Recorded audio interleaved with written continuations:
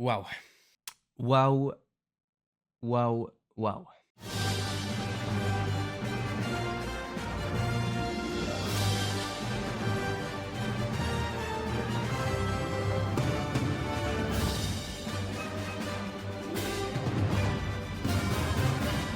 Et je dis pas waouh pour cette, année, 2024. Je dis waouh parce que, putain, ça y est, ça se termine enfin, cette année. Alors pas complètement exactement parce qu'au moment où je tourne cette vidéo, bilan de fin d'année, on est à peine, mi-octobre 2024.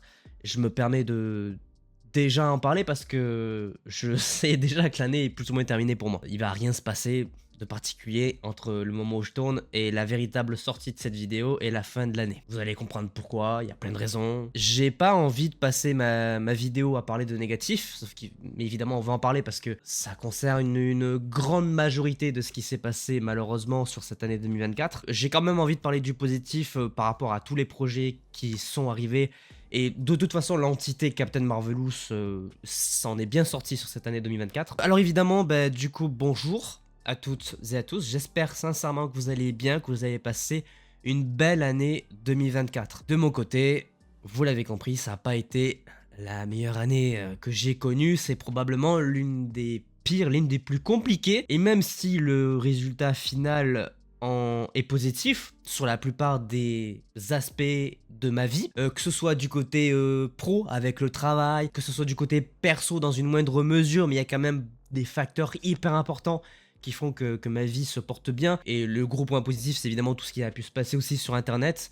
Même si effectivement le résultat final de cette année 2024 est plutôt positif, le parcours, lui, est catastrophique, mais vraiment catastrophique. Alors évidemment, comme toutes les vidéos bilan de fin d'année, je vous propose de faire une rétrospective de tout ce qui s'est passé sur cette année 2024 en passant par les différents aspects et projets de ma vie. Prenez le temps de bien vous installer, de prendre une tisane, un café, un thé, j'en sais rien, je sais pas du tout combien de temps cette vidéo va durer.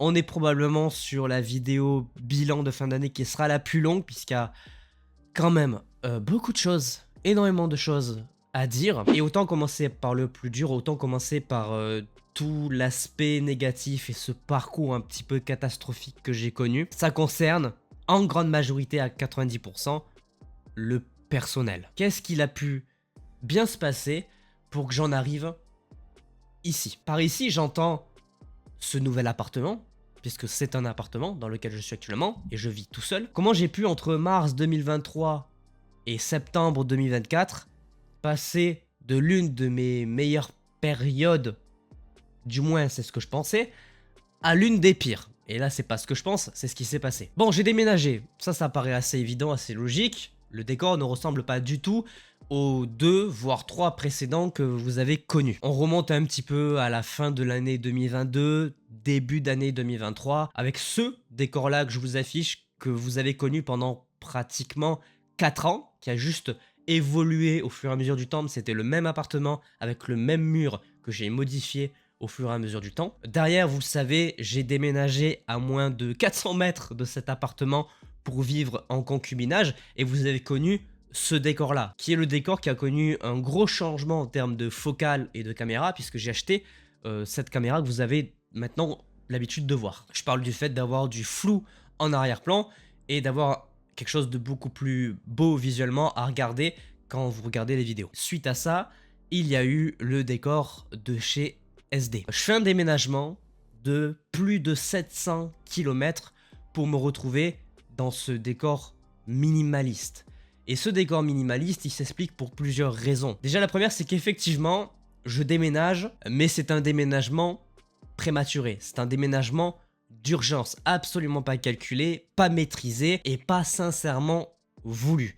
Je débarque chez un ami, dont on aura l'occasion de reparler un petit peu plus tard, et je me retrouve avec donc ce petit décor minimaliste, puisque tout ce que vous voyez derrière moi, c'est-à-dire l'intégralité de mes figurines, de mes comics, de mes étagères, 90% de ces affaires-là finissent enfermées dans un box, puisque je n'ai pas la place de tout récupérer, et que de toute façon, tout s'est tellement fait dans l'urgence qu'on n'a pas eu le temps de calculer un petit peu tout ça. Donc, pendant quelques mois, vous avez connu ce décor-là, avec notamment la vidéo critique de Deadpool, les différents lives aussi que j'ai repris sur Twitch, qu'on va réévoquer tout à l'heure. Et le décor d'après, eh bien écoutez, c'est celui que vous êtes actuellement en train de regarder. J'ai retrouvé, après plus d'1 an et demi, mon indépendance, mon propre appartement. Au moment où je tourne cette vidéo, ça fait tout pile 1 mois que je suis installé ici. Et je vais pas vous mentir, c'est certes hyper positif par rapport à ma vie personnelle, mais je me sens pas encore complètement installé et complètement à l'aise. Ça fait à peine 1 mois que je suis de retour dans cette indépendance, alors que pendant 1 an et demi, ça n'a pas été le cas. Alors oui, je l'ai effectivement été indépendant pendant 4 années auparavant, mais le changement était tellement brutal que j'ai pas encore eu le temps de m'adapter à ce changement-là. Donc, déjà, j'espère que ce nouveau décor vous plaît. Vous voyez des étagères avec des pop, des comics.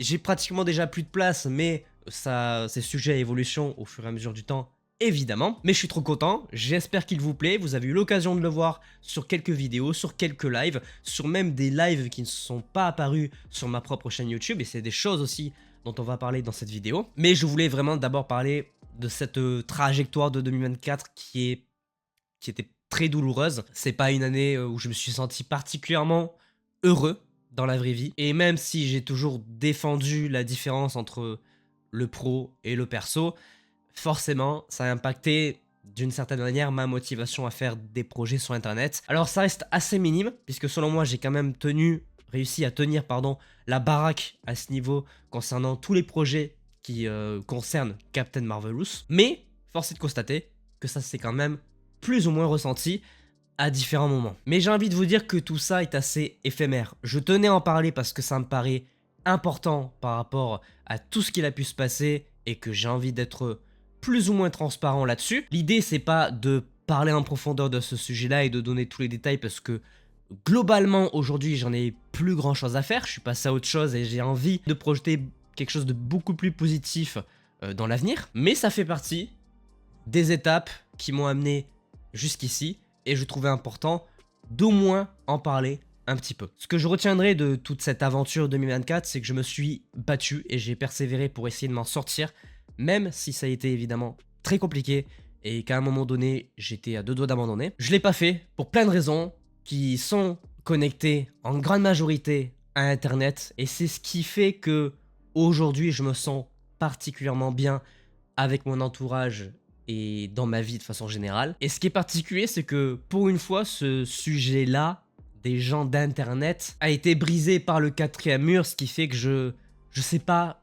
ce que j'ai vraiment envie de raconter sur cette histoire. Et bien sûr que par ça, j'entends surtout l'événement du Moustacho 2024. C'est assez particulier, c'est une histoire assez complexe pour moi. Ça rejoint absolument pas tout ce que j'ai pu vivre, tout ce que j'ai pu traverser et les émotions que j'ai ressenties sur les autres événements caritatifs des précédentes années. On est passé au-delà de l'événement par rapport à cette fameuse trajectoire très négative que j'ai connue. Ce qui va déjà me permettre de parler d'un sujet tabou, le fameux, l'unique, celui qui revient chaque année, Twitch. Pendant de longues années, ça a été un sujet hyper compliqué. Mais aujourd'hui, j'ai l'avantage de dire que ce sujet est beaucoup plus simplifié. Je vous affiche actuellement, normalement, le nombre d'heures et le nombre de streams que j'ai fait sur cette année 2024. Et on remarque assez facilement que la fracture dont je parle depuis le début de cette vidéo se manifeste sur une période très précise. C'est ce mois de juin 2024 qui a permis de faire une transition avec ce qu'est ma vie aujourd'hui. Fin 2023, j'annonçais que j'avais plus envie de live et que j'arrêtais officiellement Twitch. Je l'ai dit mot pour mot à un moment donné sur Twitter. Et ensuite, vous connaissez l'histoire, il y a eu l'arrivée de la chronique Marvel Cineverse, qui est toujours d'actualité. C'est certes pas une activité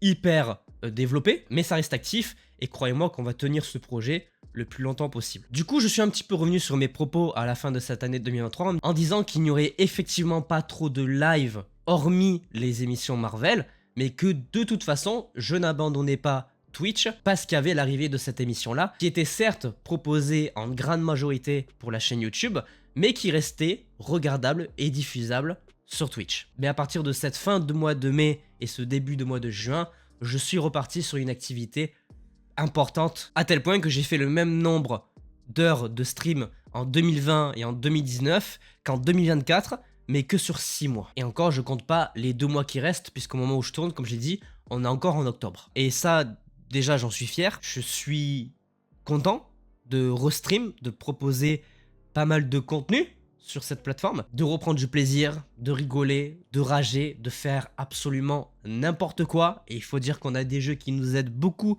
sur ça, notamment Lethal Company qui est un générateur infini de moments hilarants. Et c'est ce dont j'avais absolument besoin pendant cette période qui était très compliquée. Donc ouais, je suis officiellement de retour sur Twitch depuis cet été 2024 et je prends énormément de plaisir. Je continue à défendre que la chaîne YouTube est un gros facteur de positif à ce niveau-là, mais là il faut s'accorder que sur cette année 2024, l'événement qui a changé 90% de ma vie et qui en a fait quelque chose de positif sur la suite évidemment, bah c'est le Moustache Show. En fait, je peux pas me permettre de développer énormément sur ce sujet parce que vous savez que je parle de moins en moins de ce qui se passe dans ma vie perso sur internet. Et en fait, le problème c'est que beaucoup de choses, beaucoup de décisions ont été prises en rapport direct à cet événement. Alors on peut parler de l'événement en tant que tel, qui est évidemment, comme pour les autres que j'ai pu faire dans ma vie,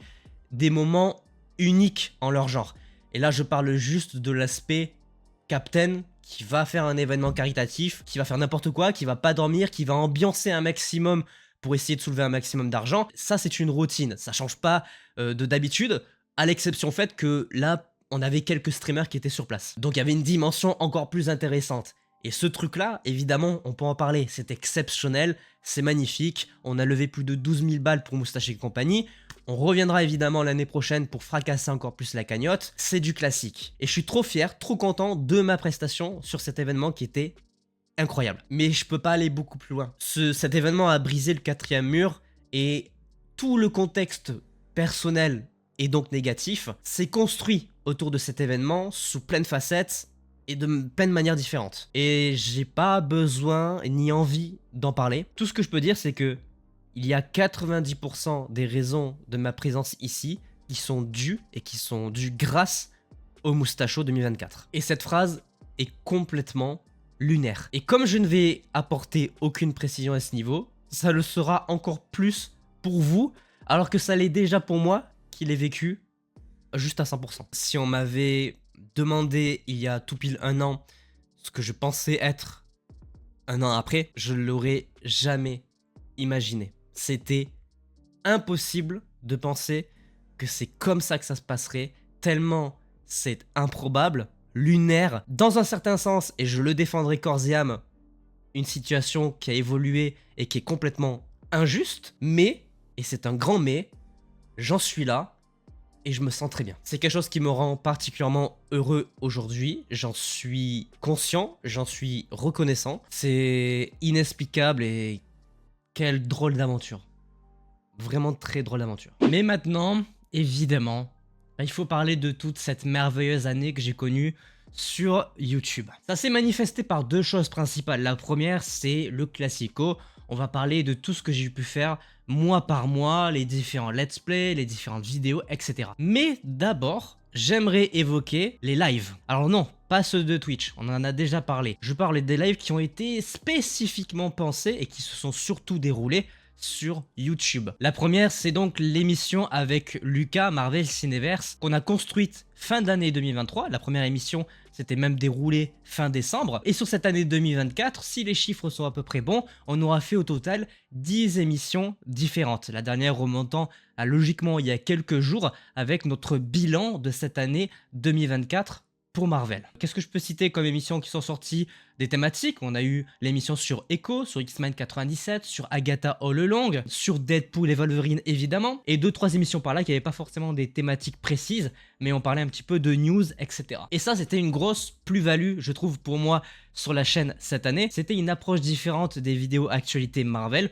où là, on était carrément en live, en train de débattre sur l'actualité, et surtout sur les différents projets qu'on nous a proposé cette année. Et c'est quelque chose qui s'est aussi étendu avec l'émission 100% Marvel. Pour les connaisseurs de la chaîne YouTube, la chaîne du geek, vous savez que depuis quelques années maintenant, depuis WandaVision, il fait l'émission 100% Marvel, et très récemment, il a un petit peu restructuré cette émission pour y inclure de nouveaux chroniqueurs, dont je fais partie. Ça a commencé début octobre et j'ai déjà pu participer à 3-4 émissions qui sont toutes disponibles sur la chaîne YouTube de la chaîne du geek et dont je suis très content de faire partie. Ça fait partie de l'évolution et des grosses nouveautés pour moi sur cette année 2024 et je suis trop content. C'est vraiment une grosse plus-value dont je suis extrêmement fier parce qu'il y a beaucoup d'implications, notamment dans les émissions La Chronique, parce qu'il faut en amont préparer les sujets, les news, bien paramétrer ce qu'il faut pour que le rendu live soit intéressant, essayer d'être dynamique pendant plus d'une heure et demie. C'est un vrai exercice sur lequel je prends énormément de plaisir, qui me rappelle l'époque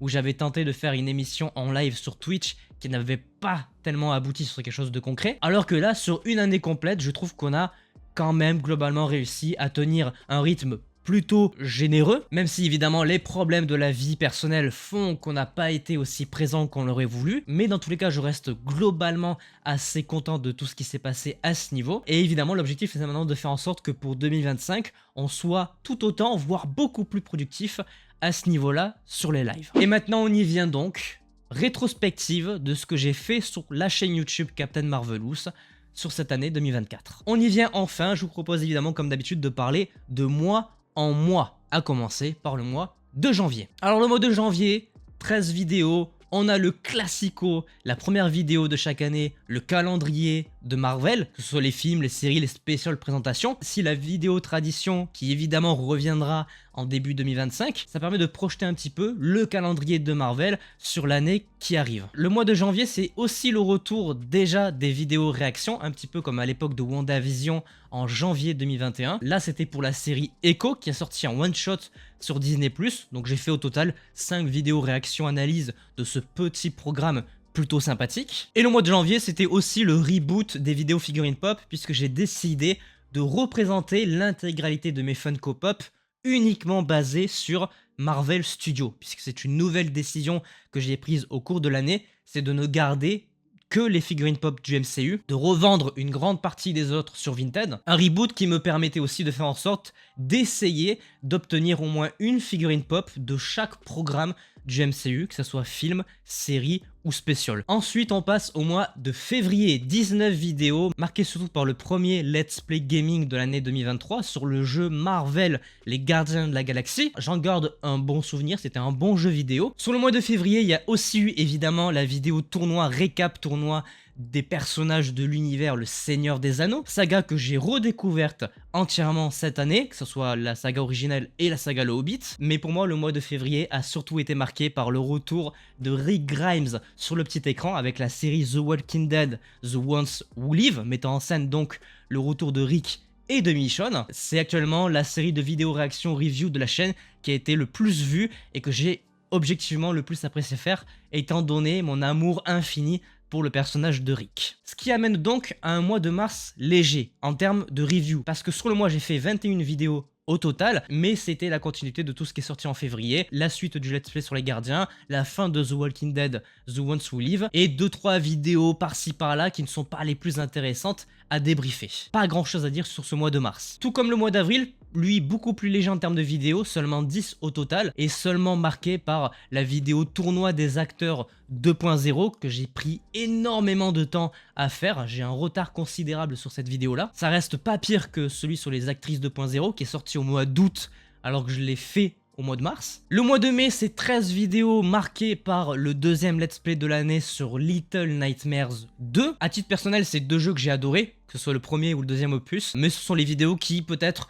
vous ont le moins marqué sur l'année globalement. Ça reste la playlist de vidéos qui a le moins marché au global. Sur le mois de juin, c'était 17 vidéos au total, et pareil que pour Little Nightmares, il y avait un troisième let's play qui est sorti à ce moment-là, c'était celui sur Resident Evil 2 Remake. Celui-là aussi a étrangement moins marché que les 2 précédents sur Resident Evil Village et sur Resident Evil 7 Biohazard. Le mois de juin, c'était aussi marqué par la saison 2 de House of the Dragon, évidemment, l'une des séries de vidéos réactions aussi qui ont bien marché au global sur l'année. Et le mois de juin aussi, c'était surtout les rediffusions des différentes VOD du Moustacho 2024, Je crois qu'il y en a eu 7 au total jusqu'à très récemment avec Valorant. C'était l'occasion de combler un petit peu la chaîne YouTube pendant qu'il y avait ce transfert et ce déménagement urgent qui était en train de se passer, où évidemment j'avais pas forcément trop le temps de tourner des vidéos. Ces VOD là m'ont quand même bien sauvé en termes de diffusion, tout comme le mois de juillet, parce qu'il y avait évidemment House of the Dragon qui a quand même sauvé pas mal de semaines. Le mois de juillet, c'est 18 vidéos qui reçoit l'unique vidéo critique de film de l'année,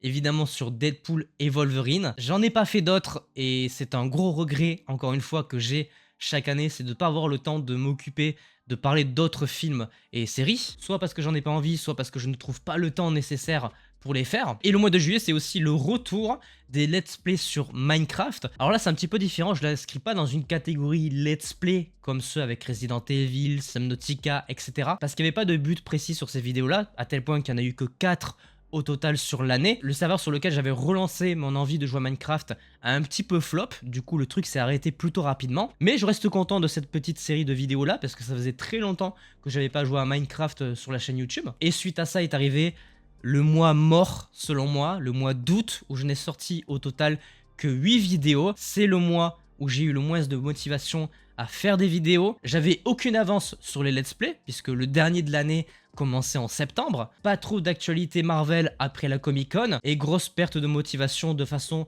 générale. Début de mon nouveau taf en 35 heures, donc ni le temps, ni l'énergie, ni la motivation de faire des vidéos. C'est pour ça qu'il n'y en a eu que 8 au total. Et la seule vidéo qui se démarque un peu sur ce mois-là, c'est la vidéo tournoi des actrices 2.0, qui avait donc à peu près 6 mois de retard. Par contre, point positif, c'est le mois de septembre où j'ai relancé une nouvelle dynamique. Déjà parce qu'il y avait le dernier let's play qui commençait avec Life is Strange True Colors, qui s'est terminé très récemment au début du mois de novembre. Le retour de Marvel sur le petit écran avec les reviews, analyses des épisodes de Agatha All Along. Ça aussi, c'était plutôt cool, ça m'a permis de respirer un petit peu. Et le mois d'octobre, c'était un petit peu pareil, 12 vidéos au total avec le retour de The Walking Dead, la saison 2 de Daryl Dixon, la fin des vidéos sur Agatha All Along et la continuité du Let's Play sur Life is Strange True Colors. Et c'est globalement un petit peu la même chose pour le mois de novembre et de décembre. Life is Strange était le dernier let's play, donc il n'y a pas eu d'autres vidéos gaming. En novembre, on a aussi le retour des vidéos figurines pop du Marvel Cinematic Universe. Beaucoup de réactions à des trailers puisque Marvel avait bombardé à ce moment-là, et surtout décembre, ce qu'on retient,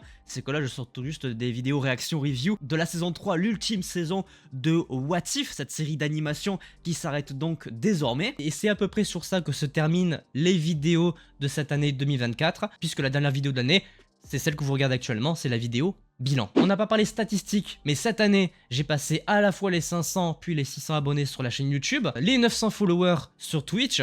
On a fait plus de 25 000 vues au total sur cette année 2024. La plupart des voyants au niveau des statistiques sont au vert. J'ai fait beaucoup plus que l'année 2023. J'ai fait un tout petit peu moins de vidéos, mais globalement, on tourne autour des 160-170, ce qui est assez colossal. Globalement, tous les objectifs que je m'étais fixés pour 2024 ont été remplis à quelques détails près. Et quand je prends du recul en prenant en compte la trajectoire catastrophique du début d'année, je trouve que globalement, je m'en suis très bien sorti. Et malgré la légèreté des formats vidéo de cette année 2024, j'en suis quand même globalement très content. Et la question qui se pose maintenant, c'est évidemment, qu'est-ce qui est prévu pour 2025? Alors pour 2025, côté let's play, tout ce que je peux vous dire, c'est qu'il y en aura au minimum 5. Il y en avait eu 5 en 2022, 4 en 2023. Je vous en promets l'équivalent pour 2025. Ce que je peux vous dire, c'est qu'il y en aura forcément un, évidemment, sur Subnautica 2, puisque le trailer est sorti durant le mois d'octobre et j'ai très hâte évidemment de le faire sur YouTube. Il y en aura un aussi sur Little Nightmares 3 qui est sorti courant d'année 2024